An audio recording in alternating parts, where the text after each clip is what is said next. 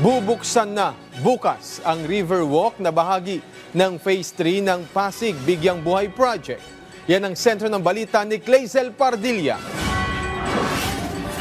Ang pagpapayabong sa kalikasan at pagpapanatili ng kalinisan sa administrasyon ni Pangulong Ferdinand R. Marcos Jr. yan ay tinututukan. Salamin ng adhikaing ito ang nakumpleto at nakatakdang buksan sa publiko na Phase 3 ng Pasig Bigyang Buhay Project.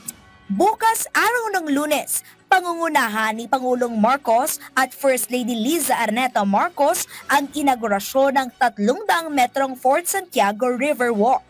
Proyekto ito ng unang ginang na excited na ipinasilip sa kanyang Instagram account.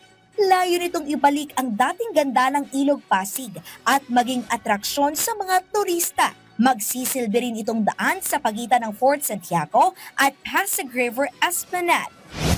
Patuloy din ang cleanup operation sa Pasig River ng Pasig River Coordinating and Management Office.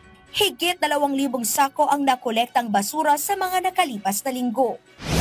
Inaasahang mas gaganda pa ang Ilog Pasig sa dinaluhang World Government Summit ni First Lady Liza Araneta Marcos na isa katuparan ang paglagda ng Memorandum of Understanding sa pagitan ng Department of Environment and Natural Resources at Clean Rivers, isang non-profit organization mula sa UAE na tutulong sa rehabilitasyon ng ilog. At sa ilalim ng kalinga at inisyatiba para sa malinis na bayan o kalinisan, sa bagong Pilipinas, 22,000 barangay ang nakilahok sa mga cleanup activities sa iba't ibang bahagi ng bansa.